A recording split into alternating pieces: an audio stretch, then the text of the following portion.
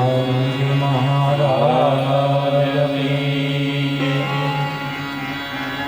સદગુરુ ભગવાનની ભાગવત ભગવાનની अपने अपने माता पिता सदगुरु जमनादास बापुनी आद्य शक्ति आदि नारायण श्री अम्बे मात की सत्य सनातन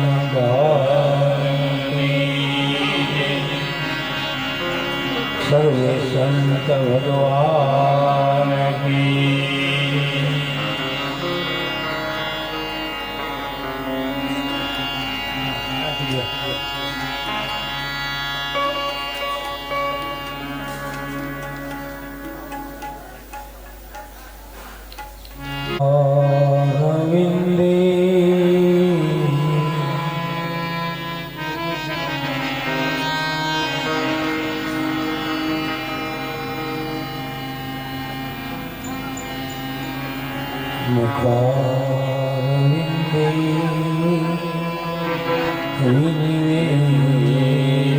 विनिवेशयन्तम् वटस्य पत्रस्य उपदेशयामि बालमुकुन्दं मनसा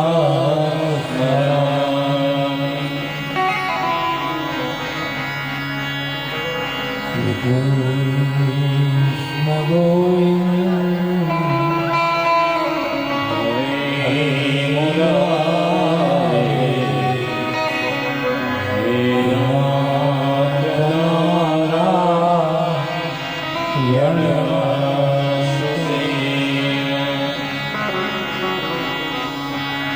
Jiva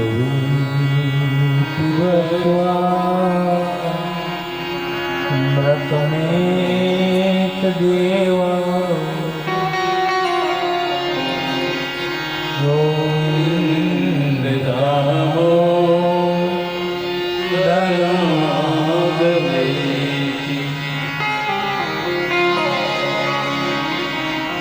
विक्रेत कामं यदोपकन्या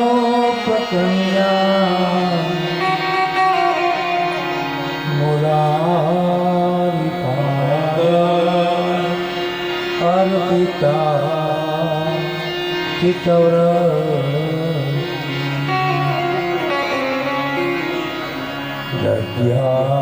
दध्याधिकां मोहवशादोचा गोविंद दामो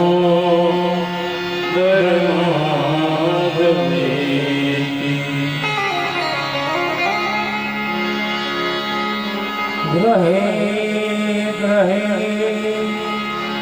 गोपवधू कदम्बा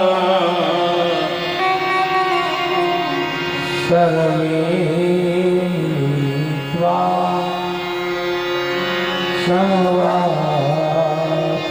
समवाप्ययोगम्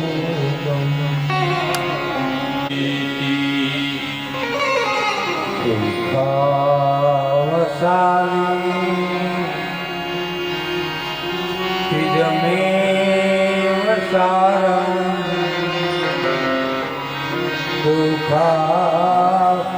दुःखावसानि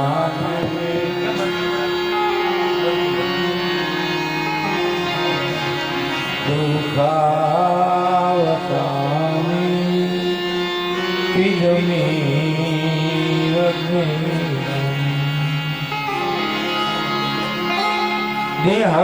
देहावसाने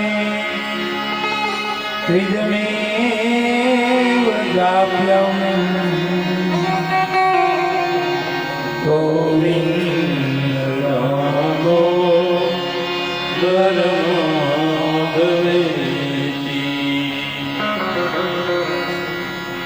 जिह्वे सदैवं भज सुन्दराणि नामानि कृष्णस्य मनोहरा समस्त भक्तार्ति विनाशनानि गोविन्द दामोदरमाधवेति श्री कृष्ण राधा वरदोरेश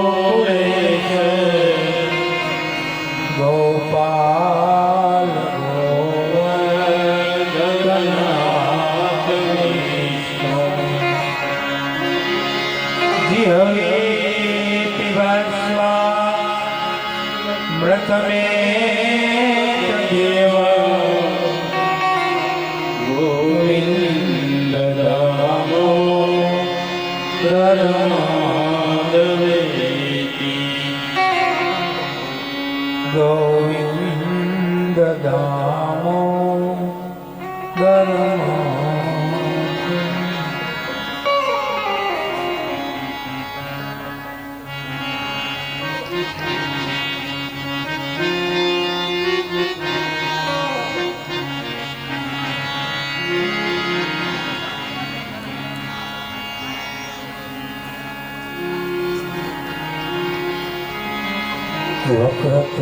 वक्रतुण्ड महाकाय सूर्यकोटि समप्रभा निर्विघ्नं कुरु मे देवा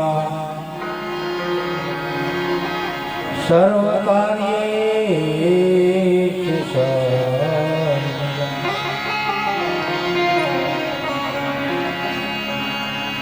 यकुन्दे विशारदवला या शुभ्रं वस्त्रामृता या वीणावरदण्डमण्डितकरा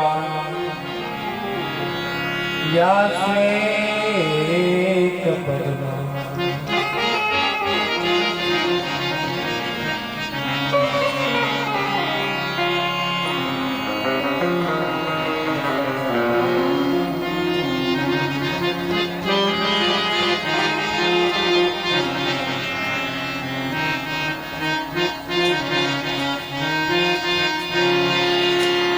Hare Ram, Hare Ram, Ram Ram, Hare Hare. બધા અહીંથી જે અમે કીર્તન ધૂન બોલાવીએ ને તો આજે તો બરોબર છે ઘરે ખડતાલું લેતા આવતા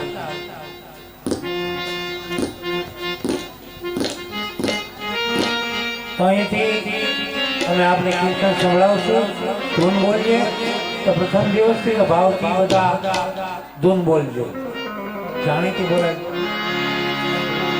Hare Ram, Hare Ram, Ram Ram, Hare Hare.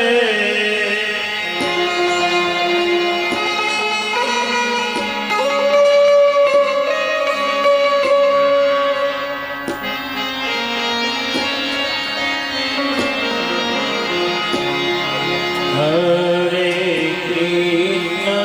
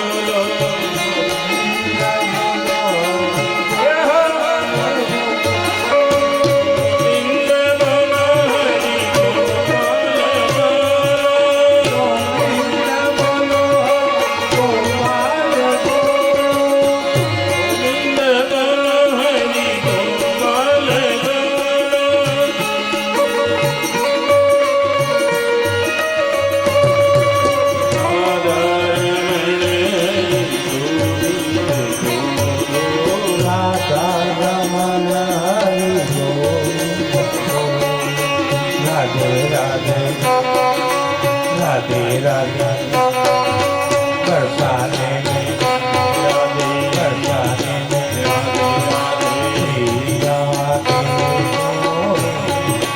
भजन श्री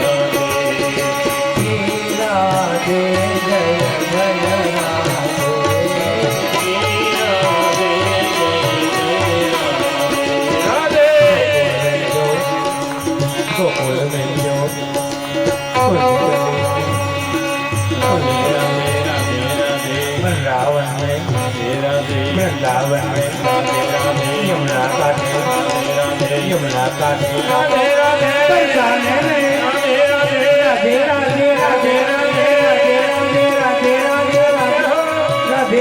राधे राधे राधे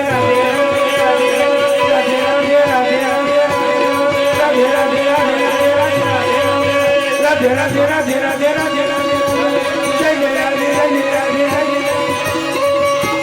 राधे राधे राधे राधे राधे राधे राधे राधे राधे राधे राधे राधे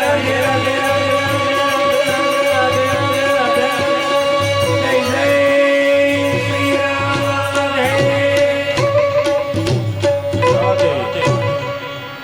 राधे राधे श्री राधे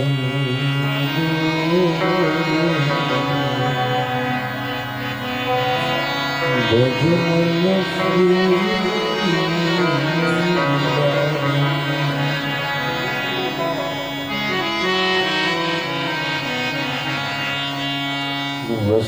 वसुदेवसुतं देवं कंसचाणूरमर्दनं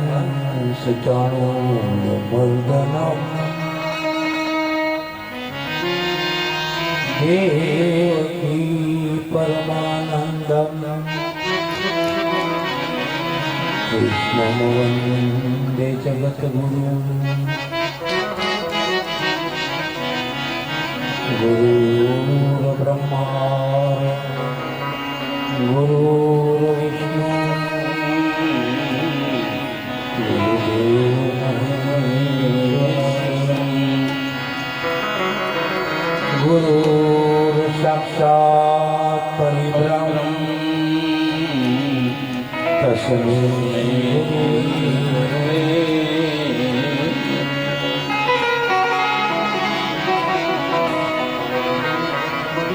भगवान चरण में प्रणाम।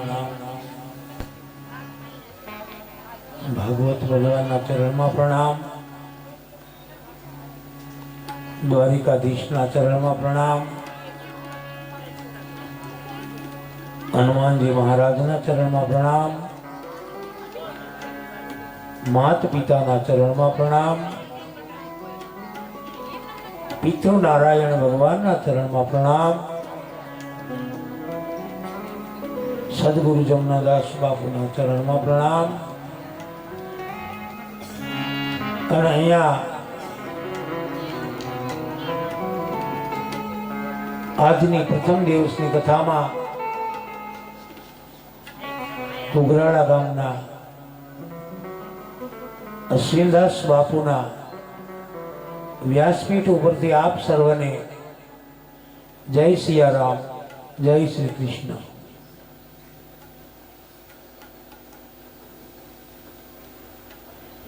તો આજે આપણે કથાનો પ્રથમ દિવસ તો પ્રથમ દિવસની કથામાં શ્રીમદ ભાગવતમાં એનું માતમ્ય ગાયું છે. અને કોઈ પણ ગ્રંથ હોય, રામચરિત માનસ હોય યા શ્રીમદ ભાગવત હોય યા શિવ પુરાણ હોય યા તો દેવી ભાગવત હોય, તેમાં પ્રથમ એની મહાત્મયની કથા આવે. મહાત્મય કે આ કથા સાંભળવાથી શું થાય.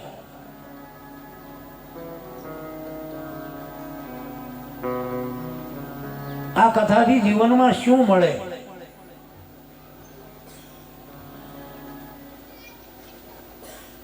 દરેક કથાની અંદર એના માતમ્યની કથા હોય છે.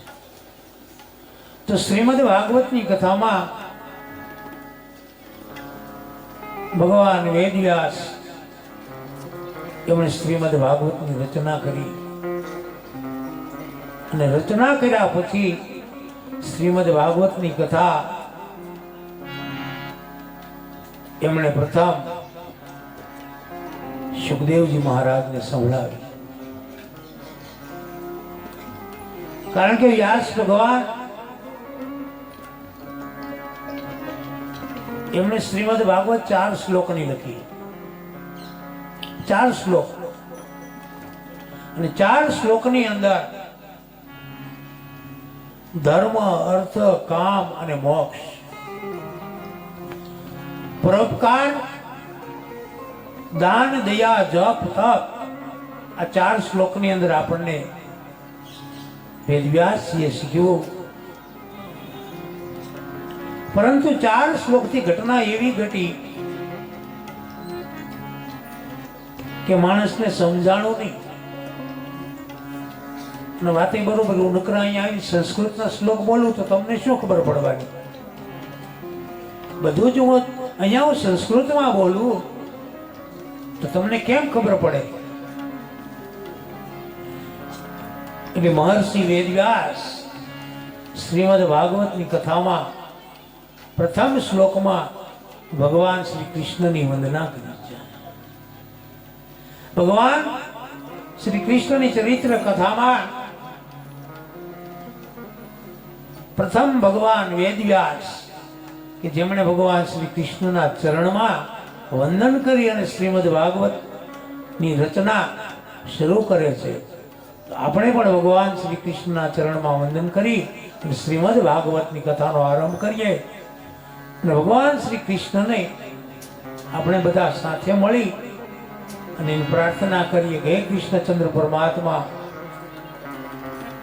જે જીવાત્માની પાછળ જે આત્માના કલ્યાણ માટે અમે શ્રીમદ ભાગવતની કથા કરીએ ને, તો હે કૃષ્ણચંદ્ર પરમાત્મા, એ આત્માને પરમધામ આપજો, એને પરમધામ આપજો. અને સવારે કદાચ આપણે સાંભળીએ છીએ ઘરના સભ્યોએ, તો તમને કીધું એમાં ગોરદાદાએ કીધું છે હાલતા પાપ લાગે, ખોટું બોલ્યાનું પાપ લાગે, આવી બધી વિધિવત સમજાવ્યા છે આપણે.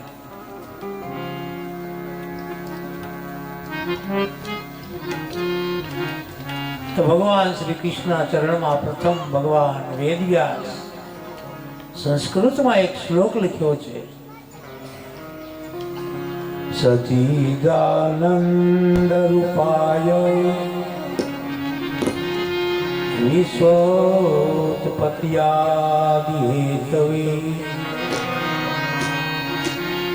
તાપત્રય વિનાશાય શ્રી કૃષ્ણાય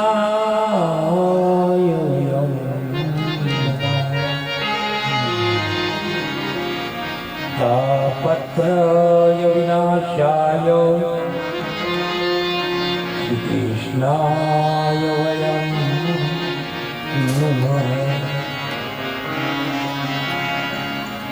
સચ્ચિદાનંદ સ્વરૂપ ભગવાન શ્રી કૃષ્ણને હવે નમસ્કાર કરીએ છીએ કે જેઓ જગતની ઉત્પત્તિ, સ્થિતિ અને વિનાશના હેતુ છે. ઈશ્વર શું નથી કરી શકતો? ઈશ્વર બધું કરવામાં સમર્થ છે. ઈશ્વર શું ન કરી શકે? એ સ્થિતિ પણ કરી શકે, એ પ્રલય પણ કરી શકે અને સર્જન પણ કરી શકે. પરમ કૃપાળુ પરમાત્મા શું ના કરી શકે? ઉત્પત્તિ, સ્થિતિ અને વિનાશના હેતુ છે તથા આધ્યાત્મિક, આદિદૈવિક અને અધિભૌતિક એ ત્રણેય પ્રકારના જે દુઃખ તમારે મારે છે એનો નાશ ભગવાન કરે.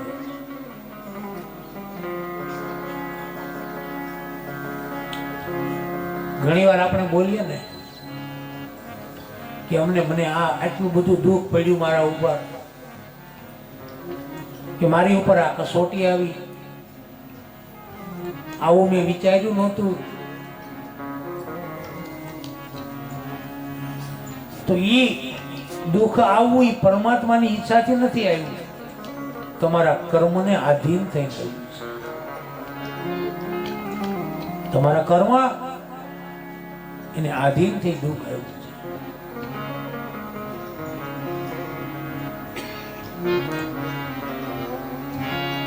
અને બરોબર એ જ સમયે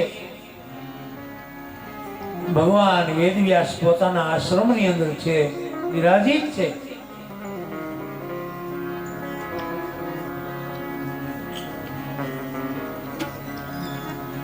તો એ જ સમયે બરોબર વેદવ્યાસના આશ્રમની અંદર સુખદેવજી મહારાજનો જન્મ થાય છે. સુખદેવજી મહારાજનો જન્મ થયો તો સુખદેવજી મહારાજ શ્રીમદ ભાગવતમાં યાદ રાખજો, ભગવાન વેદ વ્યાસે કોઈની શરમ ભરી નથી કે નથી કોઈની મર્યાદા રાખી. બાપુ વેદ વ્યાસ ભગવાને કોઈની મર્યાદા નથી રાખી કે નથી કોઈનો પાંગળો બચાવ કર્યો. જે શબ્દ જે સામે આવ્યા એ જ ભગવાન વેદ વ્યાસજીએ લખી નાખ્યા શ્રીમદ ભાગવત. જ્યારે રામચરિત માનસમાં તમે જાઓ તો એમાં મર્યાદિત શબ્દો આવે, એમાં પૂર્ણ મર્યાદાનું જતન થઈ જાય.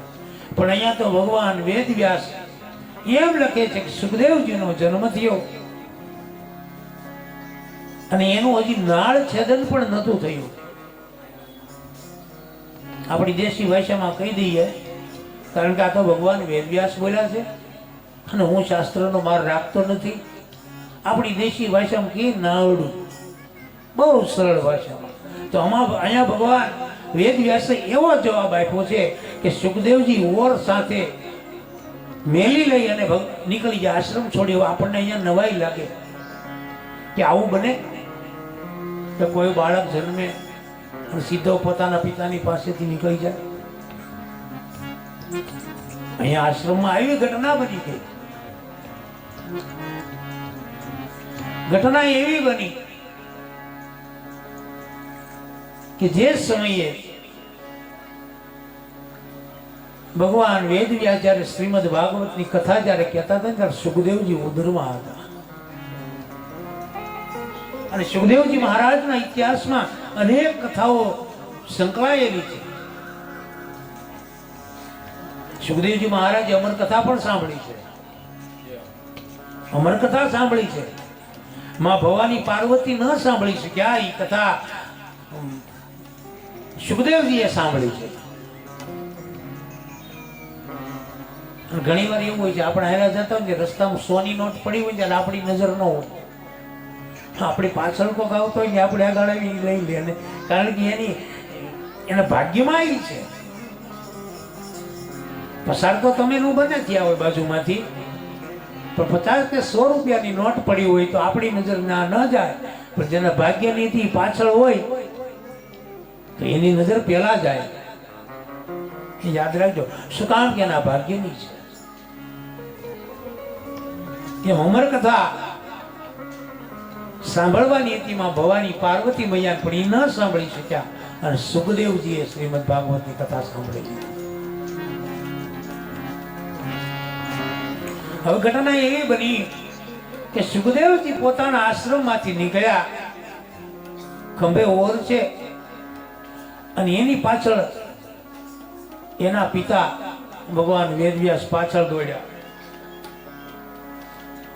ભગવાન વેદવ્યાસ પાછળ દોડ્યા, હે પુત્ર, હે દીકરા, તું મને મૂકીને ક્યાં જાય છે?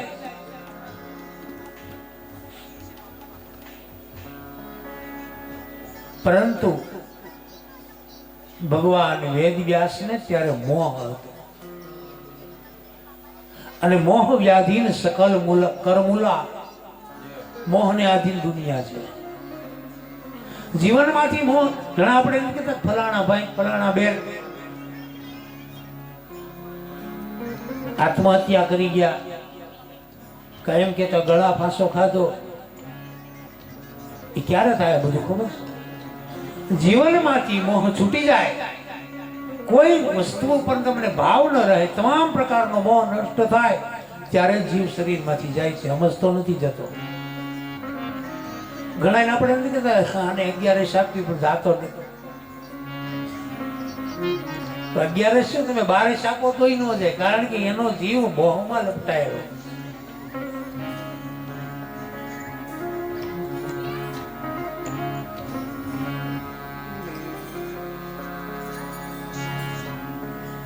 સુખદેવજી આગળ નીકળી જા, પાછળ ભગવાન વેદવ્યાસ, એ બેટા, એ દીકરા, રોકાઈ જાય એમ કીધું તો કઈ જવાબ ન મળ્યો. પણ વૃક્ષો જે ઉભા હતા ને એને જવાબ આપ્યો. વનની અંદર જે વૃક્ષો ઉભા હતા એને વ્યાસ ભગવાને કીધું, મહારાજ, મોહને છોડી દો. તમે જેને તમારો જાણો છો એ તમારો નથી, યાદ રાખજો. તમે જેને તમારો જાણતા હોય એ તમારો નથી, અને તમારો નથી એ તમારો છે.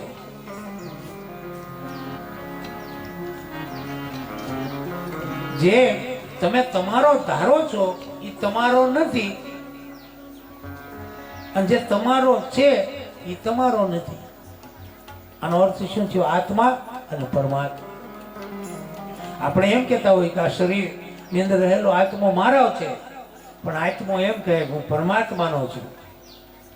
તો પરમાત્મા એમ કહે કે આત્મા, તું મારો છો, મારા ચરણમાં આવી જા, જીવન ધન્ય બની જશે.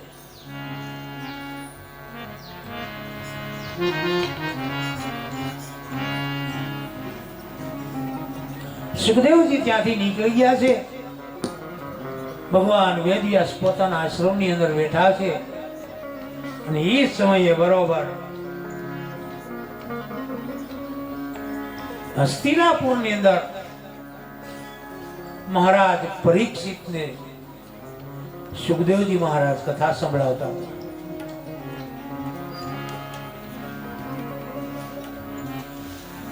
અને ભગવાન સુખદેવજીના મુખમાંથી એક શબ્દ નીકળે છે, કેવો? જન્માંતરે ભવેત પુણ્યમ તદા ભાગવતમ લભેત. જન્માંતરે ભવેત પુણ્યમ. હજારો જન્મના પુણ્ય ભેગા થાય ને ત્યારે શ્રીમદ ભાગવતની કથા સાંભળવા મળે. હજારો જન્મના તમારા અને મારા પુણ્ય ભેગા થાય ત્યારે શ્રીમદ ભાગવતની કથા સાંભળવા મળે. અને હજારો જન્મના પુણ્ય થાય ને ત્યારે પરમાત્મા એને વ્યાસપીઠ આપે છે. હજારો જન્મના પુણ્ય ભેગા થાય ત્યારે શ્રીમદ ભાગવતની કથા સાંભળવા મળે. અને હજારો જન્મોના પુણ્ય ભેગા થાય ત્યારે શ્રીમદ ભાગવત કથા સંભળાવવાનો અવસર ઈશ્વર એને આપે.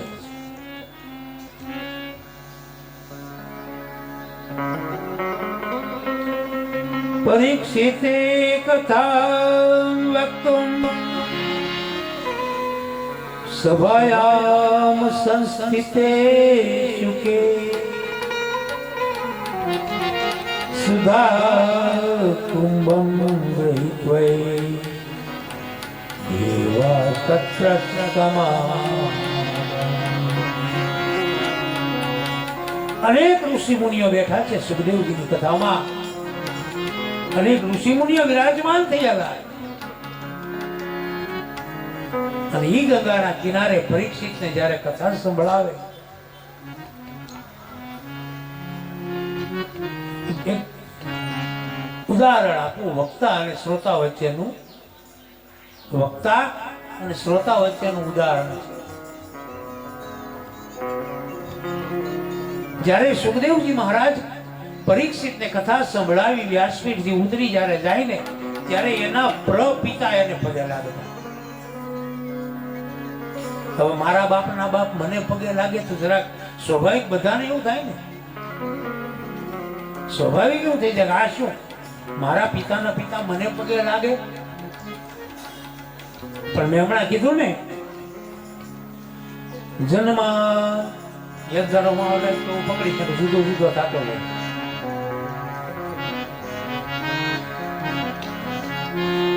જન્માંતરે ભવેત પુણ્યમ કદા ભાગવત લભે. કારણ કે શ્રીમદ ભાગવતની કથાની એવી તાકાત છે કે શ્રીમદ ભાગવતની કથા કરનાર વ્યક્તિ એ વ્યક્તિ નથી. કારણ વિષ્ણુ રૂપાય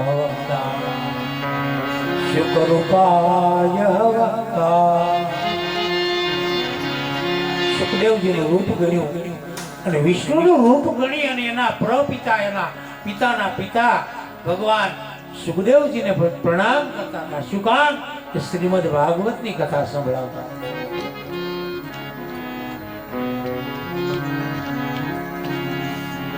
અને બરોબર પરીક્ષિતને જ્યારે આ કથા સંભળાવે ત્યારે દેવતાઓ, અને દેવતાઓનો નિયમ છે, દેવતાઓ સ્વાર્થી છે. પોતાનો કંઈક, અને દરેક વ્યક્તિના નિયમ લાગુ પડે, પોતાનો કંઈક સ્વાર્થ હોય ને તો જ આ દુનિયા આગળ ચાલે, નહીં તો ન ચાલે. કંઈક સ્વાર્થ હશે તો જ આગળ ચાલશે.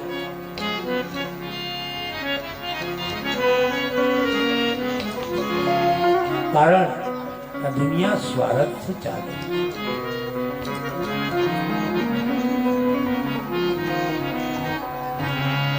દેવતાઓ પોતાનું કામ સાધવામાં કુશળ હોય છે, અમૃતનો કૂપ લઈને આવ્યા છે અને પરીક્ષિતને કીધું કે લ્યો મહારાજ, હે સુખદેવજી, આ જે અમૃત છે ને એ તમે સુખદેવજીને પીવડાવો, સુખદેવજી અમર બની જાય અને જેને જે શ્રાપ મળ્યો છે ને એમાંથી એની મુક્તિ થઈ જાય. એટલે સુખદેવજીએ બહુ સરસ જવાબ આપ્યો.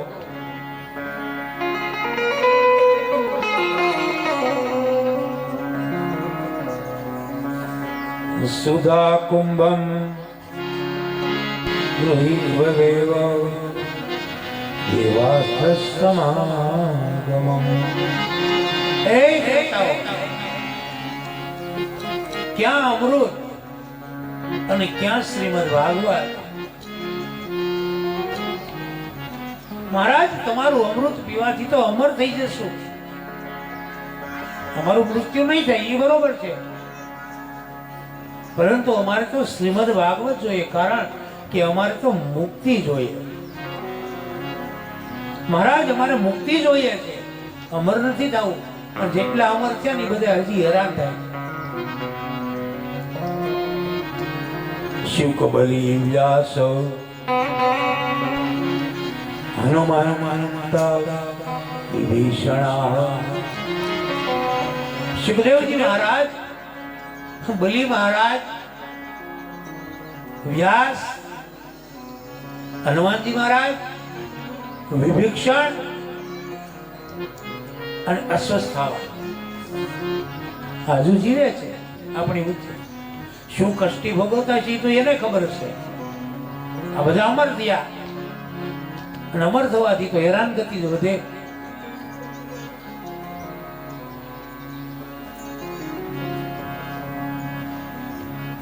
આયા ભગવાન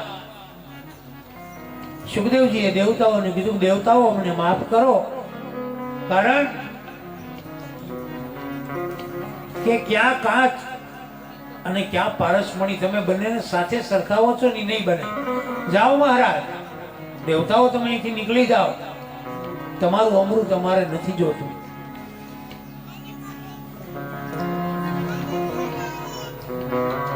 દેવતાઓ જતા રહ્યા અને એક સમયે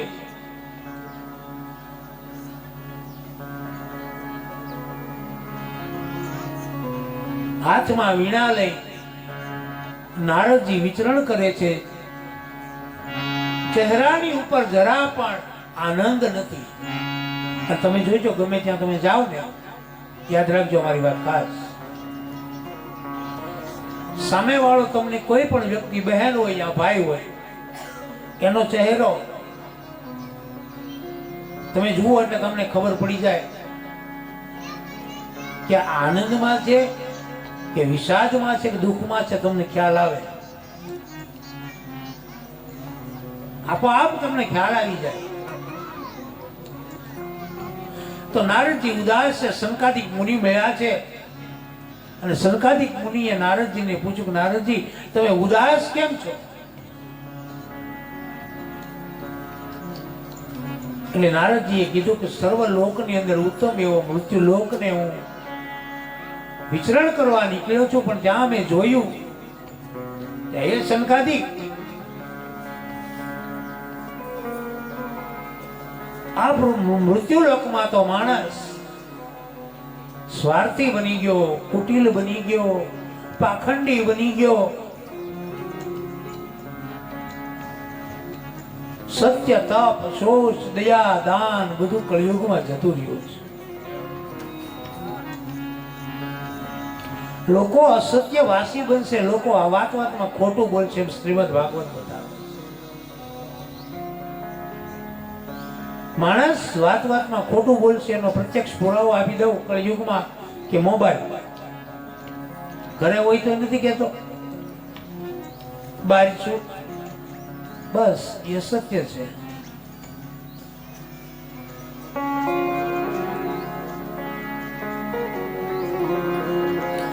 માણસ આળસુ બની જશે કળિયુગમાં, એકદમ આળસ. અને જે સાધુ સંતો હશે ને, જે વિરક્ત હશે, એ પાખંડી બની જશે. એ દુનિયાને લૂંટવામાં પાછું વાળી નહીં જુએ, એટલા લૂંટશે પણ સાધુના નામે. પરંતુ જે અસલ સાધુ હશે એ જગતને લૂંટશે નહીં, પોતે લૂંટાઈ જશે. આ સાધુના લક્ષણ છે.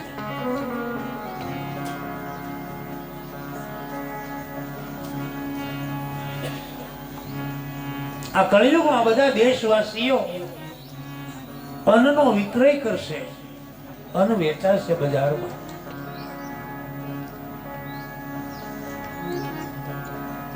બ્રાહ્મણો પૈસા લઈ અને વેદ ભણાવશે.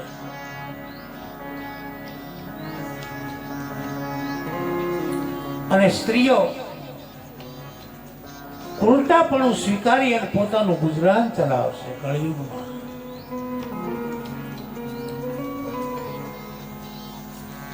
અને હે સંકાદિક, આ રીતે હું કળિયુગના દુઃખ દૂર જોતો જોતો એક વખત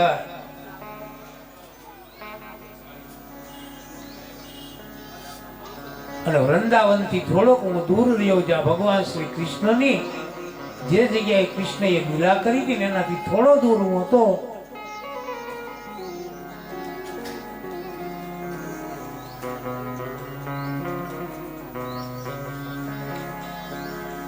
તો એ સંકાદી એ જગ્યાએથી હું નીકળ્યો તો એક જગ્યાએ મેં એવું જોયું કે કોઈ એક યુવાન સ્ત્રી ખીન થઈને બેઠી છે, ઉદાસ થઈને બેઠી છે. અને એથી એ બધું આશ્ચર્ય તો મને એ થયું કે એમની પાસે બે વૃદ્ધ પુરુષો પડ્યા છે. સ્ત્રી યુવાન છે અને બે વૃદ્ધ પુરુષો ત્યાં પડ્યા છે. અને એકદમ ચિંતાગ્રસ્ત ચહેરાથી એ સ્ત્રી બેઠી છે. ક્યારેક ક્યારેક પેલા પુરુષોને હલાવી અને જગાડવાનો પ્રયત્ન કરે, ક્યારેક ઊંડા ઊંડા નિશાસા રાખે છે, પરંતુ એની રાવ કોઈ સાંભળતું નથી. અને હે સનકાદી, એ મને આશ્ચર્ય થયું અને એની પાસે જઈને જોયું તો પેલી સ્ત્રી એકદમ ઉદાસ બેઠી છે, એની બાજુમાં બે પુરુષો વૃદ્ધાવસ્થાની અંદર પીડ્યા છે. એટલે નારદજીએ જેમ કીધું, દેવી તમે કેમ રૂઓ છો, શા માટે રડો છો, તમારું નામ શું છે, અને આ બંને જે વૃદ્ધ પુરુષો સુતા એ કોણ છે? બહુ ધ્યાન દેજો, શ્રીમદ ભાગવતની કથામાં ખ્યાલ આવશે. તો એ જે સ્ત્રી હતી ને, સ્ત્રી બીજું કોઈ નહીં પણ ભક્તિ મહારાણી હતા. એ સ્ત્રી બીજી કોઈ નહીં પણ સ્વયં ભક્તિ મહારાણી પોતે હતા. અને આ બંને જે રહ્યા ને મહારાજ, એ બંને મારા દીકરાઓ છે પણ વૃદ્ધ થયા છે. કારણ કે અમારો દીકરા જ્ઞાન અને વૈરાગ્ય છે. આ બંને મારા દીકરા છે. ભક્તિ જે કરે ને એની પાસે જ્ઞાન અને વૈરાગ્ય આવશે, ભક્તિ કરે તો. પણ ભક્તિ જ ન કરે તો જ્ઞાન અને વૈરાગ્ય ક્યાંથી આવે? અને અહીંયા આપણને કેટલું નવાઈ લાગે કે યુવાન સ્ત્રી કોઈ હોય અને એના પુત્રો વૃદ્ધ થઈને પડ્યા હોય તો આપણને અચરજ લાગે. એટલું બધું કેમ બને? પણ ઘટના તો એ છે કે જ્ઞાન અને વૈરાગ્ય એ ભક્તિના પુત્રો છે. અને આ પરિસ્થિતિમાં જ્યારે જોયા ત્યારે ભક્તિ મહારાણીએ કીધું, મહારાજ અમારા બંને દીકરા યુવાન થાય ને ફરીથી પાછા એવું કરો. મને સમાજમાં શરમ લાગે છે. વાત બરોબર છે, ભક્તિ મહારાણીની વાત બરોબર છે. કારણ કે ડોશી હોય દડબા જેવા અને છોકરા રકટીટિયા જેવા હોય તો શરમ થાય ને. માં યુવાન હોય ને દીકરા વૃદ્ધ હોય તો આશ્ચર્ય થાય આપણને. પરંતુ માં એ બીજી કોઈ નહીં, એ સ્વયં ભક્તિ મહારાણી. બંને દીકરા રહ્યા એ જ્ઞાન અને વૈરાગ્ય. એટલે નારદજીએ કીધું, દેવી તમે અહીંયા રહો અને હું તમને એક મંત્ર આપું.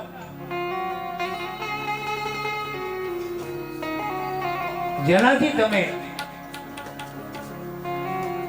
આ નામ સ્મરણ કરવાથી તમારા બંને દીકરા જ્ઞાન અને વૈરાગ્ય યુવાન થશે.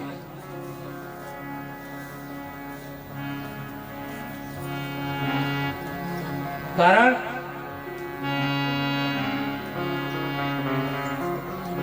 અને આવો શબ્દ નારદજી જ્યાં કીધું અને નારદજીએ ભક્તિ મહારાણીને કીધું, જ્યાં સુધી હું પાછો ન આવું ત્યાં સુધી તમે દુઃખ સહન કરો.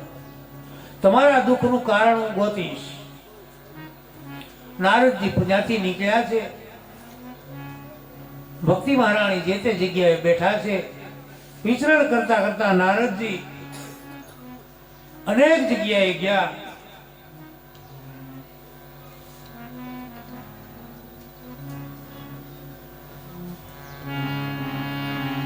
તો નારદજીએ ત્યાં ગયા.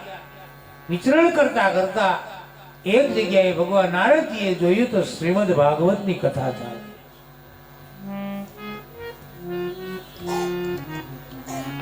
શ્રીમદ ભાગવતની કથા ચાલે.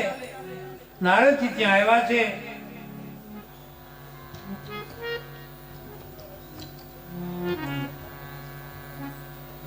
અને બદ્રીવનની અંદર નારદજી આવ્યા. બદ્રીવનની અંદરથી મહામંત્ર મેળવ્યો છે. એ મહામંત્ર શ્રી કૃષ્ણ શરણમ. શ્રીમદ ભાગવતની કથાના સાર લઈ નારદજી ફરતા ફરતા પેલી જે વૃદ્ધાવસ્થાની અંદર ભક્તિ મહારાણી પીડ્યા હતા ત્યાં આવ્યા છે. જ્ઞાન અને વૈરાગ્યના કાનની અંદર મહામંત્ર શ્રીમદ ભાગવતના શ્લોક સંભળાયા.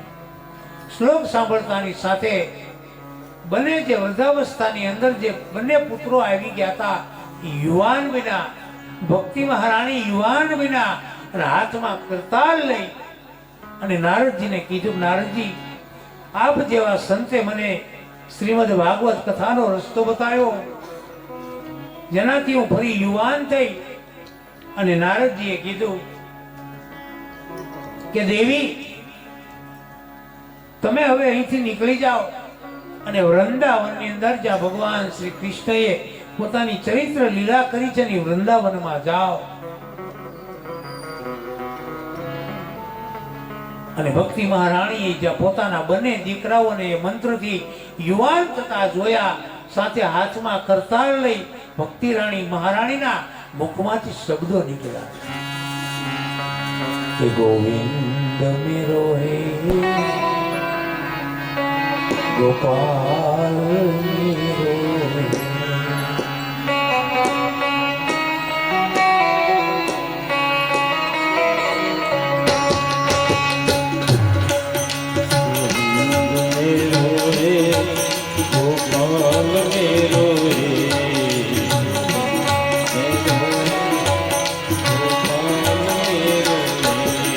ગાઈએ, શું ગાઈએ?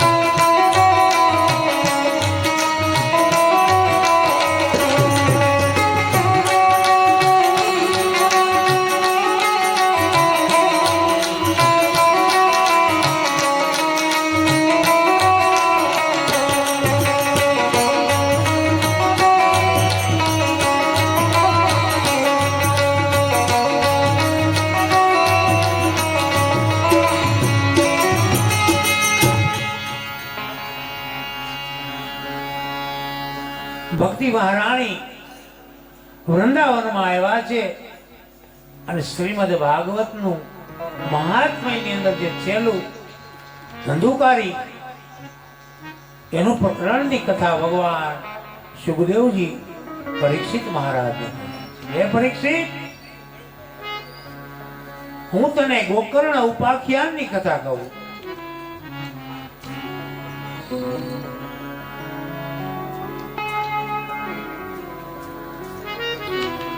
તો હે ભક્તિ મહારાણી, શ્રીમદ ભાગવતની કથા સાંભળવાથી શેમાંથી મુક્તિ મળે?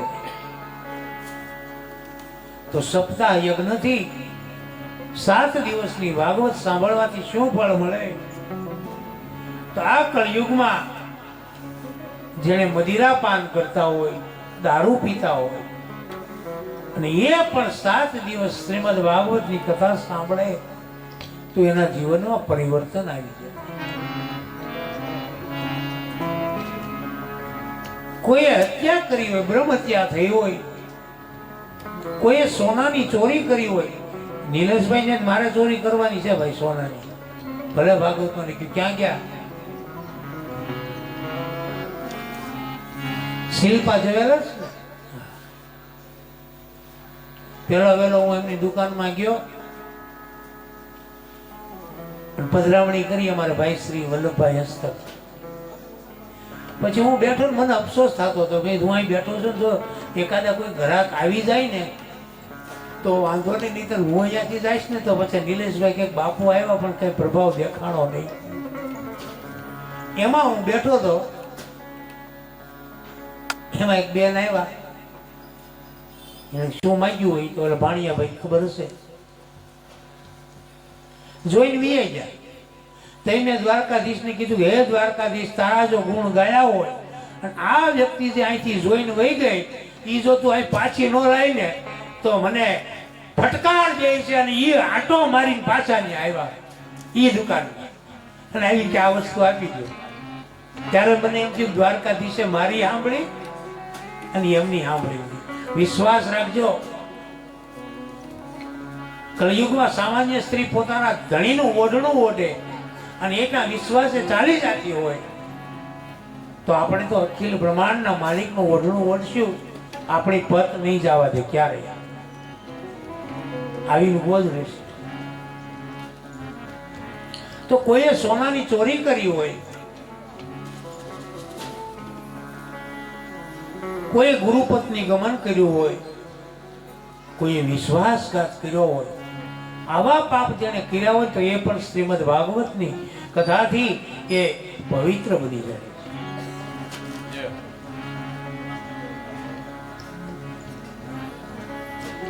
તો હે દેવી, હવે હું તમને એક કથા, કારણ કે શ્રીમદ ભાગવતની અંદર માતમ્યમાં મૃત્યુના પ્રકાર બતાવ્યા, કેટલી જાતના મૃત્યુ થાય અને કોની સદગતિ થાય શ્રીમદ ભાગવતની કથામાં.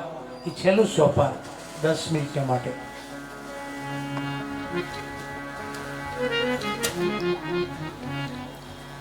તો એ દેવી તુંગભદ્રા નદીના કિનારે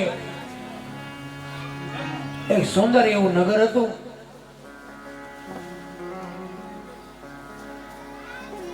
એ નગરની અંદર બધા વર્ણના લોકો રહેતા હતા અને એમાં આત્મદેવ નામનો એક કોઈ બ્રાહ્મણ રહે.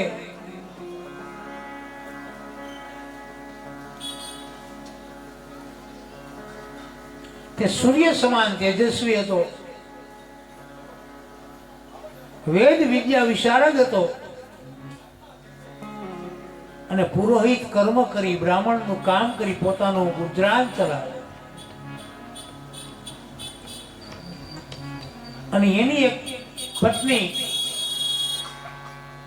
એનું નામ ધુંધુલી.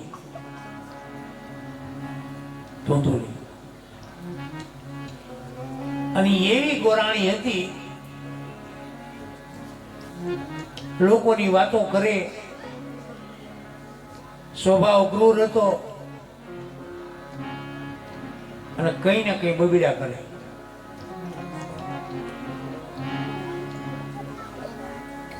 કઈ ને કઈ બોલ્યા કરે, બબીડા કરે, ધણીની આરે બાધા રાખે, ઝઘડો કરે. પણ હવે તો આ કળયુગમાં તો બહુ સારું કહેવાય, કારણ કે હવે તો કદાચ ભાઈ માણા બોલવાનું ચાલુ કરે, બોલો ભાઈ ઉભો થઈને બહાર આંટો મારવા આવ્યો છે બજારે, થોડી વાર બચી ગયા. પણ એની સામે હવે બાયું હોશિયાર થઈ ગયો, એલો જમવા બે ને તઈ શરૂઆત કરતી, ક્યાં જાય ક્યાં વિચારો.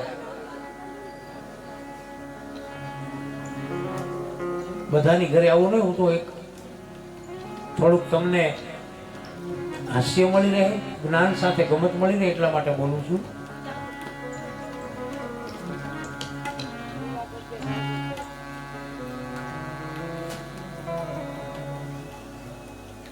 એમની પત્ની ધુંધુલી ઠામ ને ઠામ હતા, પણ એને સંતાન નહોતું. સંતાન નહીં.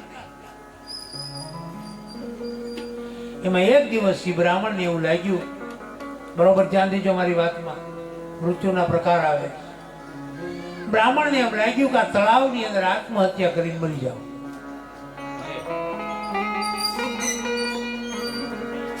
આવું નક્કી કર્યું ઘરેથી. એક તો સંતાન નહીં, બીજી બાજુ પત્નીનો ત્રાસ,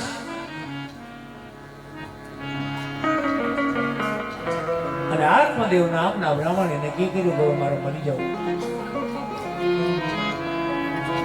ઈ જ્યાં સરોવર તળાવના કિનારે મરવા માટે આમ જ્યાં તૈયાર થયા,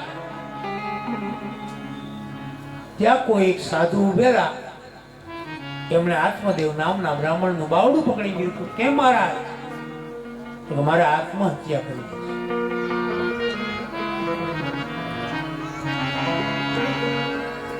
એટલે પેલા સંતે પેલા સાધુએ કીધું, બ્રાહ્મણ દેવતા, આત્મહત્યા ન કરાય. તમે જાણો છો કે આત્મહત્યા કરનાર કોઈ પણ વ્યક્તિને 7 જન્મ સુધી આત્મહત્યા કરવી પડે. બાપુ, 7 જન્મ સુધી. આપણને એમ હોય કે આપણે આત્મહત્યા કરી મરી જઈએ, છૂટી જઈએ, નહીં. 7 જન્મ લેવા પડે. 7 વખત આત્મહત્યા કરી મરવું પડે, ત્યારે ઈશ્વર તમને માફ કરે. બહુ મોંઘું આ જીવન મળ્યું છે.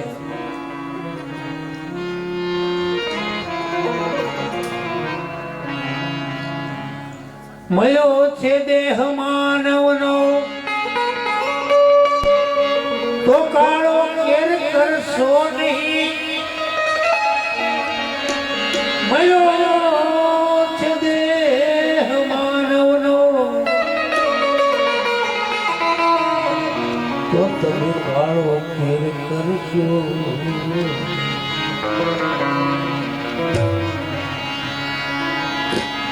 મળી છે બદનામી આ દુનિયામાં, મળી છે બદનામી આ દુનિયામાં. પછી નાસી ગયા શું થયું? કઈ અર્થ નથી. પેલા સંતે કીધું, મહારાજ તમે બ્રાહ્મણ છો, તમારે આત્મહત્યા ન કરાય. બ્રાહ્મણ દેવતાએ કીધું, જો આત્મહત્યા ન કરવા દેવી હોય તો મહારાજ મારે ત્યાં દીકરો આપો, મારે ત્યાં સંતાન નથી.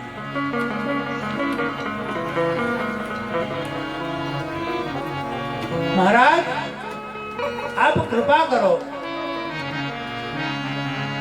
યા તો મને સંતાન આપો, યા તો મરી જવા દો. સંતે પેલા બ્રાહ્મણ નો આગ્રહ જોઈ અને એને એક ફળ આપ્યું અને કીધું કે લે આ ફળ જઈ અને તારી પત્નીને ખવડાવજે, જેથી એને ગર્ભ રહેશે અને તારે ત્યાં દીકરાનો જન્મ થશે. બ્રાહ્મણને અતિ આનંદ થયો, ચાલો મારે ત્યાં હવે સંતાન થશે તો હું એના આધારે પણ હું જીવી લઈશ. એ ફળ લઈ બ્રાહ્મણ ઘરે આવ્યો છે અને આવી અને ધુંધુલીને કીધું કે લે આ ફળ તું ખાઈ જા, જેથી કરી તને ગર્ભ રહેશે અને આપણને સંતાન મળશે.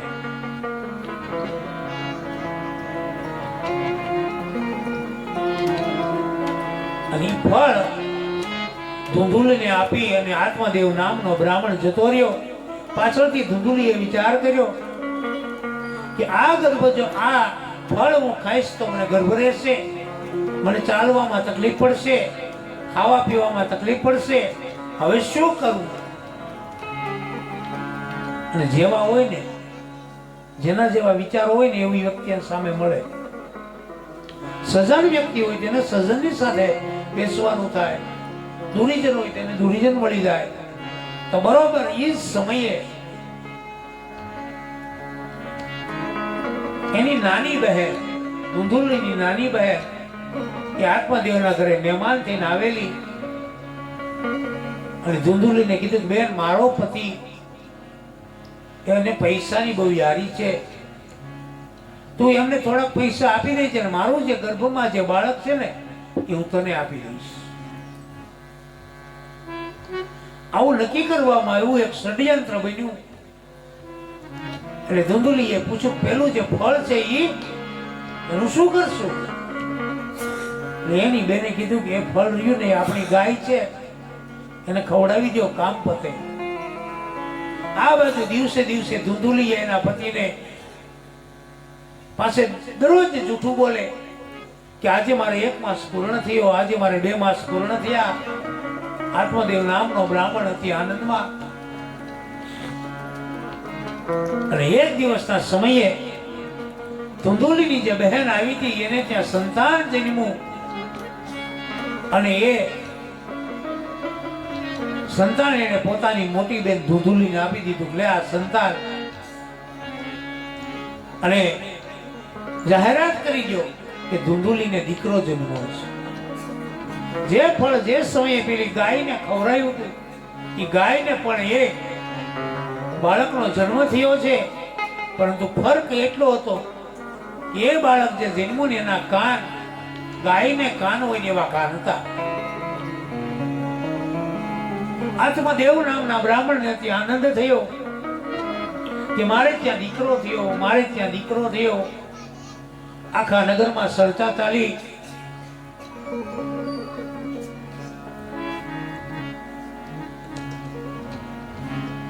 અને ધીમે ધીમે આખા નગરમાં આત્મદેવ નામના બ્રાહ્મણે સાકર વેચી છે.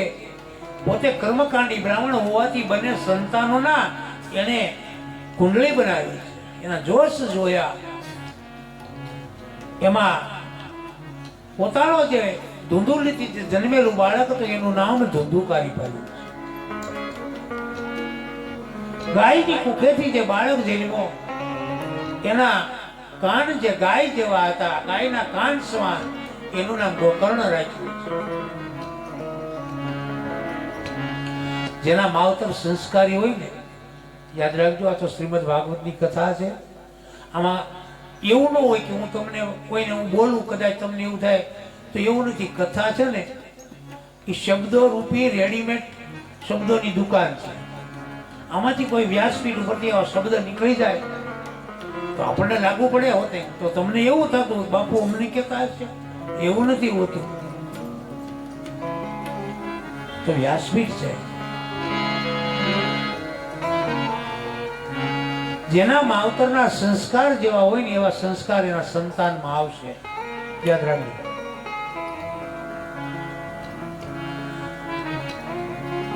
કારણ કે આપણી ભારત ભૂમિની અંદર ઇતિહાસ એવો બની ગયો છે કે જેવા સંસ્કાર ઉદરમાં હોય અને એના માતા પિતા જે કઈ વિચરણ કરે ને, યાદ રાખજો બેનો માતાઓ, એ સંસ્કાર બધાય તમારા ગળાથી સૂક્ષ્મણાથી બાળકની સાથે નાભી સાથે જોડાયેલા હોય. એ વિચારો, એ સંસ્કારો એ બાળકમાં ઉતરતા જાય. તો આપણને એમ લાગે આવું થોડું હોય, પણ હા મારી પાસે આજે સમય નથી, નહીં તો હું તમને સંભળાવી દે. પણ એટલું યાદ છે મને કેમ ખબર પડે આપણને.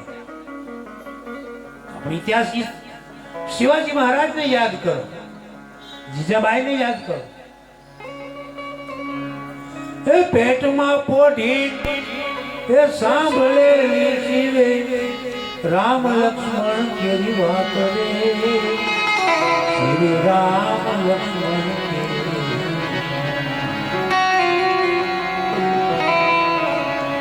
માતાજીને મુખ જે દીધી એવડી એની ઊંઘ દીધી. ઉદરમાં રહેલા શિવાજીને જીજાબાઈએ રામચરિત માનસના સંસ્કાર આપી દીધા. છેલ્લે શિવાજીને એમ કે છે શું એ પોઢી લેજો મારા બા,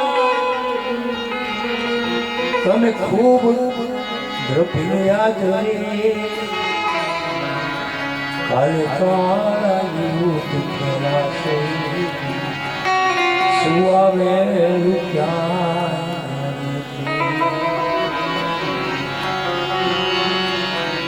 જીજાબાઈ આવા સંસ્કાર ઉદરમાં રહેલા શિવાજીને આપ્યા.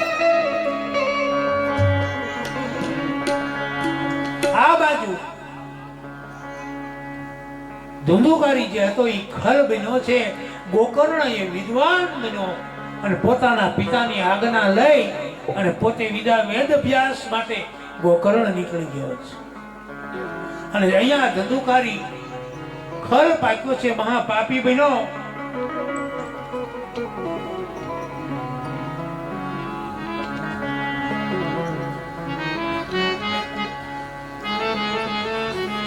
અને બ્રાહ્મણ એક તો યાદ રાખજો, ધંધુકારી આત્મદેવ નામના બ્રાહ્મણનો દીકરો કૂતરા સાથે રાખે, મળદાને સ્પર્શેલું અનાજ પણ ખાય.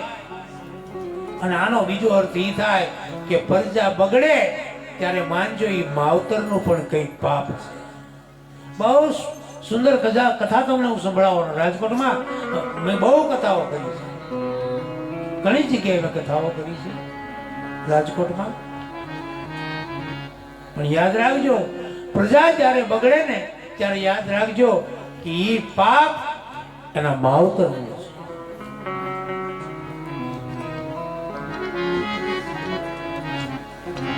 આ બાજુ ધંધુકારી ખલ પાક્યો છે. એની માતાને મારે, એના પિતાને મારે, એના પિતાનું ધન ઉડાડવા લાગ્યો, શરાબ પીવે અને ઉલટા સ્ત્રીઓનો સંગ કર્યો છે.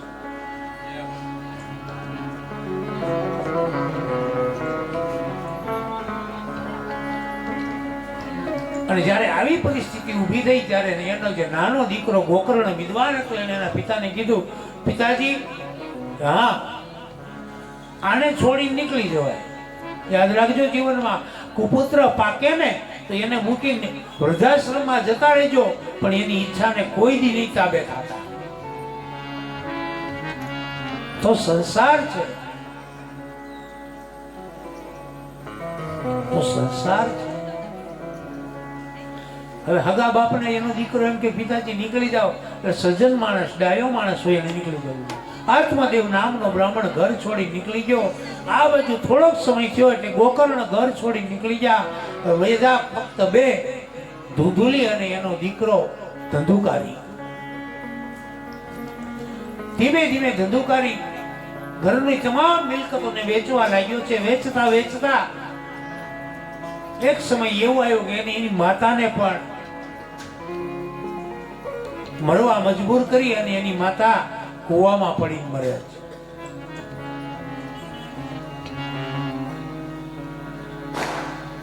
અને એક દિવસ કામાંધ બનેલો એ ધંધુકારી કામને તાબે થઈ ઉલટા સ્ત્રીઓની પાસે ગયો છે. પરંતુ ઉલટા સ્ત્રીઓએ કીધું કે ધંધુકારી, તારે જો અમારી સહવાસમાં આવવું હોય તો જે અહીંના રાજા છે ને એની રાણીઓને જે ઘરેણા છે ને એ ચોરી લાવ, એ અમને આપ. અને કામ અને વાસનામાં અડગ બનેલો એ ધંધુકારી રાજ દરબારમાં ચોરી કરવા ગયો છે. અનેક આભૂષણો અને વસ્ત્રોની ચોરી કરી અને પેલી ઉલટા સ્ત્રીઓને આપી છે. ગયો અને એ જ સમયે પેલી સ્ત્રીઓ વિચાર કર્યો કે આ તો રાજાનું ધન ચોરીને લાવ્યો છે. અને ધન ચોરીને લાવ્યા પછી આ કદાચ આપણે આ વસ્ત્રો પહેરીએ કે આપણે આ ઘરેણા પહેરીએ તો રાજાને ખબર પડે તો આપણને દંડે. તો કે હું શું કરું? તો કે કઈ વાંધો નહીં, હમણાં ધંધુકારી શરાબમાં ધૂત બન્યો છે ને, સુઈ જાય ને એટલે એને બાંધીને સળગાવી દઈએ કે કામ બને. પાંચેય સ્ત્રીઓએ નક્કી કર્યું છે ધંધુકારી સૂતો એટલે બધી સ્ત્રીઓ સાથે મળી ધંધુકારીને જે ચારપાઈ ઉપર સૂતો તેને બાંધવામાં આવી છે અને ધંધુકારીને જીવતા સળગાવવામાં આવી છે. હવે ધંધુકારી સદગતિને પ્રાપ્ત થયો, ભૂત બન્યો, પ્રેત થયો અને પ્રેત બનીને રખડવા લાગ્યો. સંસારમાં કોઈ એનું હતું નહીં.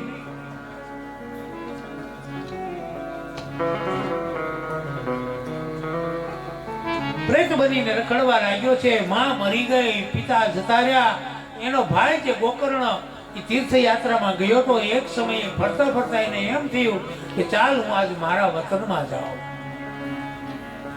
પોતાના ગામની અંદર જ્યાં પ્રવેશ કરે છે, રાત્રિનો સમય, ગોકર્ણને એમ કે રાત્રિના સમયે જાવ તો મને કોઈ ઓળખે નહીં, મારું ઘરે હું સીધો જતો રહું. ગોકર્ણ પોતાના ઘરે જ્યાં આવી અને જોવે છે તો પોતાનું ઘર એક ખંડેર બની ગયું છે. ધંધુકારી આમ નજર કરી તો એક બાજુના ખૂણામાં એક ચારપાઈ એક ખાટલી પડી હતી. ધંધુકારીને થયું ચાલ આ મારું ઘર છે, મારા ભાઈ ધંધુકારીએ કઈ રહેવા નથી દીધું, એનું આ પરિણામ છે, પણ કઈ વાંધો નહીં, રાતની રાત હું ગુજારી લઉં. ધંધુકારી સૂતો છે.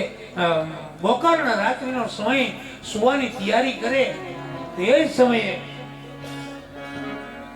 બરોબર એ જ સમયે ધંધુકારી પ્રેત ભૂત બનીને આવે છે. અનેક પ્રકારના રૂપ દેખાડે છે ગોકર્ણને. ઘડીક થાય તો અગ્નિથી ભડકો બની જાય, ઘડીક થાય તો એને પાડાના રૂપ દેખાય. અનેક પ્રકારના રૂપ ગોકર્ણને દેખાય છે. ગોકર્ણે વિચાર કર્યો કે આ શું, આટલું પવિત્ર મારું ઘર આ બ્રાહ્મણનું, અને અહીંયા પ્રેતાત્મા કોણ, આ ભૂત કોણ છે? ગોકર્ણની પાસે રહેલી મહાન સૂર્ય શક્તિ, એમાં એક ગાયત્રી શ્લોકનો પ્રયોગ કર્યો છે. પેલું ભૂત શાંત થયું, ગાયત્રી શ્લોક સંભળાવો. ગોકર્ણે પૂછ્યું તો કોણ છો અને શા માટે આ ભટકે છે પ્રેતીઓનીમાં? મંત્રના પ્રભાવથી ધંધુકારીને થોડી શાંતિ થઈ અને રડતા રડતા કીધું કે હું તારો નાનો ભાઈ ધંધુકારી છું. તારો નાનો ભાઈ ધંધુકારી છું. મેં માત પિતાને દુભવ્યા, ઉલટા સ્ત્રીઓએ મને જીવતો સળગાયો, અત્યારે હું પ્રેત યોનીને પ્રાપ્ત થયો છું. ભાઈ તો તું મને આમાંથી મુક્તિ બતાવ, મને પ્રેત યોનીથી છોડાય. પેલો ગોકર્ણે કીધું ભલે ભાઈ, સવારમાં હું નિર્ણય લઈશ. સવારમાં અનેક વિદ્વાનોને બોલાવ્યા છે, બધાને પૂછવામાં આવ્યું, કોઈ નિર્ણય ન આપ્યો કે આનો મોક્ષ કઈ રીતે થાય. અને આખરે ગોકર્ણ જેનો પરમ ઉપાસક એવા ભગવાન સૂર્યનારાયણની સામે હાથ જોડી અને સૂર્યનારાયણની સ્તુતિ કરે છે. શિવરુદ્ર ઓમ ભાસ્કરાય નમઃ, ઓમ દિવાકરાય નમઃ, ઓમ સુશ્રેષ્ઠવે નમઃ, ઓમ કશ્યપરાઉતે નમઃ. હે આદિનારાયણ સૂર્યદેવ, હું આપનો ભક્ત છું. મારા ભાઈને પ્રયત્નોની પ્રાપ્ત થશે. મારો ભાઈ ભૂત બન્યો, મારી માતાને મારી છે. મારા ત્યાં મને રસ્તો આપો. આદિનારાયણ સૂર્યદેવે કીધું ગોકર્ણ, તું મારો પરમ ભક્ત છો, પરંતુ મારી ગતિને જો હું રોકીશ ને તો પ્રલય થઈ જશે જગતનો. સૂર્યનારાયણે ક્યારે કીધું કે મારા હાડુભાઈ છોકરાના લગ્ન છે, 3 દી નથી ઊંઘવાનો? કીધું કોઈ નહીં. એને સમય ઉગી જાય. ગોકર્ણ, મારી ગતિને હું રોકું ને તો કેટલો વિનાશ થઈ જાય, પ્રલય થઈ જાય. જા, તારા ભાઈને જો તારે મોક્ષ અપાવો તો શ્રીમદ ભાગવતની કથા કર, એને શ્રીમદ ભાગવતની કથા સંભળાવો. અને બીજા જ દિવસે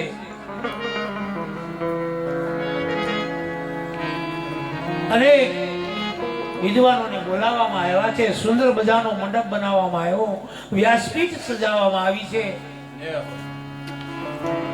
ઋષિ મુનિઓ સાંભળવા આવ્યા છે, પરંતુ જ્યાં કથાની ગોકર્ણ શરૂઆત કરે તો આત્મા પવન રૂપી હોવાથી સ્થિર નહોતો રહી શકતો.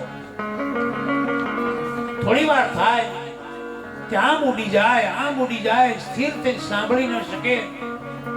એટલે ધંધુકારીએ ગોકર્ણને કીધું, ભાઈ હું સ્થિર થાવ એવું કંઈક કરી દે, હું આ ઉડ્યા રાખું છું, હું કંઈક સ્થિર થાવ એવું કરી દે. અને ગોકર્ણએ એની પાસે રહેલો એક વાંસ, એ વાંસની અંદર 7 ગાંઠો હતી અને કીધું આ વાંસની જે કાંકળી છે ને એની અંદર તું બેસી જા, ત્યાં તને પવન નહીં લાગે. અને ભાગવતની કથા સાંભળ. પહેલો દિવસ જ્યાં પૂર્ણ થયો અને ધંધુકારી જે ભૂત પ્રેત યોનીને પ્રાપ્ત થયો, પહેલા દિવસે કાંકળી તૂટી ગઈ, બીજા દિવસે બીજી, ત્રીજા દિવસે ત્રીજી, 7 દિવસમાં 7 કાંકળી હતી એ વાંસની તૂટી ગઈ. અને તૂટતાની સાથે જે ધંધુકારી જે પ્રેત બન્યો હતો એ દેવ રૂપે બહાર આવ્યો છે. વાકડિયા વાળ છે, શિર મુકુટ ધારણ કરેલા છે, વૈજંતીની માળા ધારણ કરી અને ચતુર્ભુજ હરિરૂપ થઈ અને ધંધુકારી આવ્યો છે. અને એના ભાઈને વંદન કરીને કીધું, ભાઈ તે જે મને કથા સંભળાવીને કે પ્રેત યોનિથી આજે મુક્તિ થઈ મને, અને મને દેવતાઓનું રૂપ મળ્યું છે.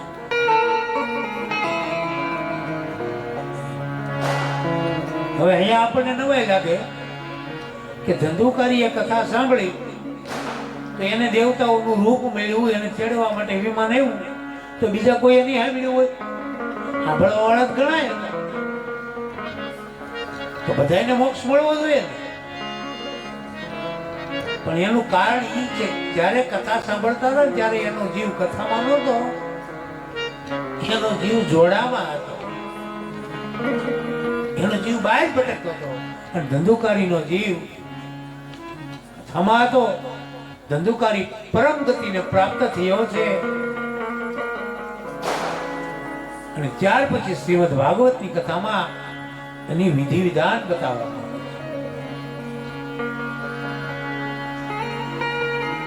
જો ઘરધણીએ શ્રીમદ ભાગવતની કથા કરાવે, એમને જો શક્ય હોય તો એ બે માણસ આખો દિવસ ઉપવાસ કરી સાંજે એક ટાઈમ જમી પણ શકે છે, શક્ય હોય તો. કથા દરમિયાન કોઈ યાચક આવી જાય, કોઈ ભૂખ્યો વ્યક્તિ આવી જાય અને એમની પાસે કથા જેને ત્યાં થતી હોય કઈ માગે તો એને આપી દેવું જોઈએ.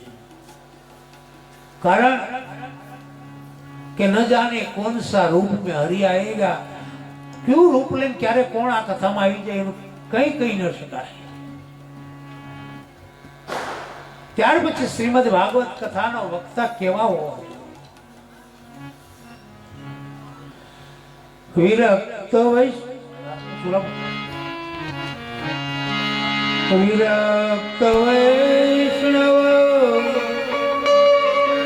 વિપ્રવેદ શાસ્ત્ર વિશુદ્ધિ કૃતા દ્રષ્ટાંત કુશલો ધીરો વક્તા કાર્યંતિની સ્નેહા. શ્રીમદ ભાગવતનો વક્તા વિરક્ત એટલે સાધુ, વિરક્ત એટલે સાધુ, વિપ્ર એટલે બ્રાહ્મણ. પણ આ બંને કેવા હોવા જોઈએ? વિષ્ણુ ભક્ત હોવા જોઈએ, કૃષ્ણ ભક્ત હોવા જોઈએ.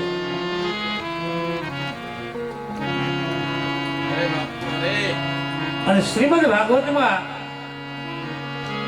આપ વ્યાસપીઠ સજાવી શકો છો, બને સમય એની પૂજા કરવી. વિધિવત પ્રક્રિયા શ્રીમદ ભાગવતની કથામાં બતાવી છે. અને આજે પ્રથમ દિવસે શ્રીમદ ભાગવતની કથા માતામ્યાની અહીંયા આપણે વિરામ આપીએ. પરંતુ વિરામ આપતા પહેલા અમારા નિયમ પ્રમાણે 2 મિનિટ માટે ભગવાનનું નામ સંકીર્તન, પછી ભગવાનનો થાળ, આરતી બધું સાથે. ભજ ગોવિંદમ બાલ મુકુંદમ પરમાનંદમ હરે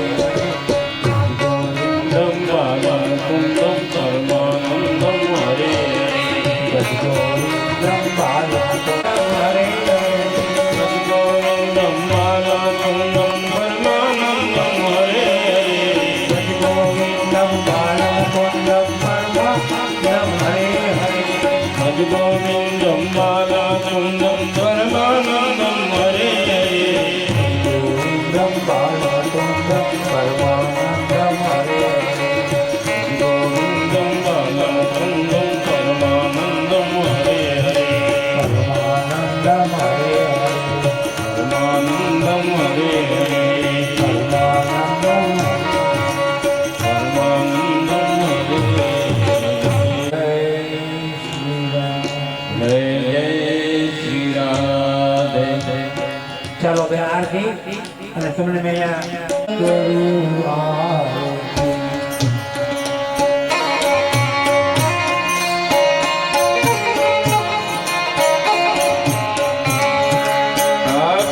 ભાગવતજીની સેવા મારે ભગવતજીની સેવા. આનંદ મંગળ એ બધું ભાઈઓ ને એ બધું બહેનો ને. હા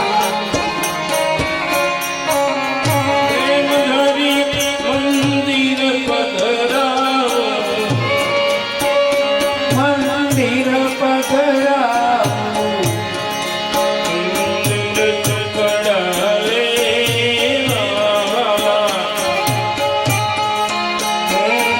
દેવાલા.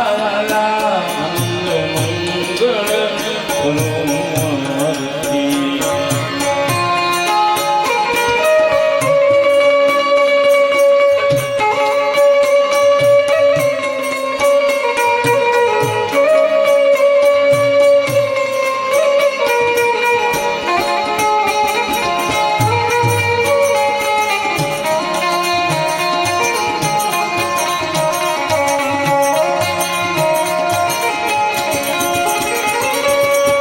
મારે આંગણીએ તુલસીનો ક્યારો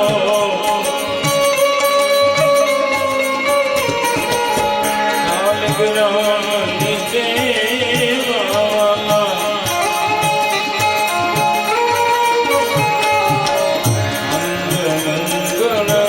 હનુમાનજી મહારાજ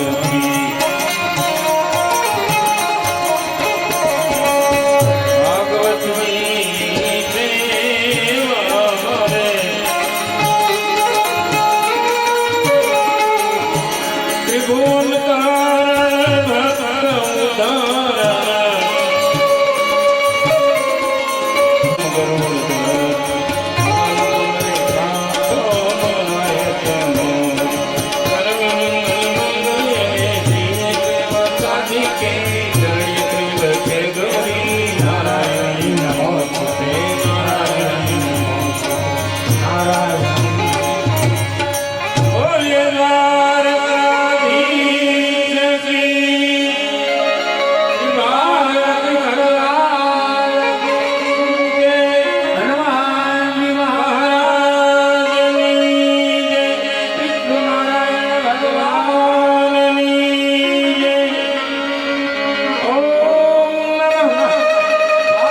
પાર્વતી પતયે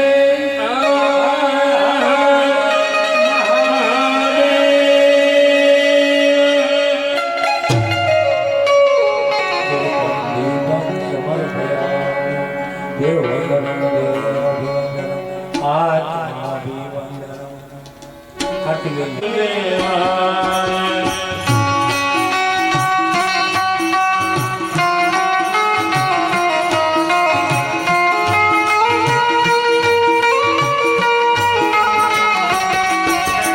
ઓમ નમો ભગવતે વાસુદેવાય.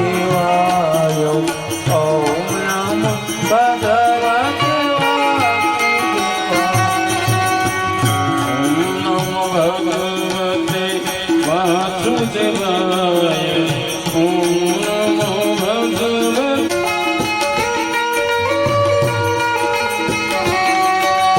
વાસુદેવ બોલે કૃષ્ણ કે જાય.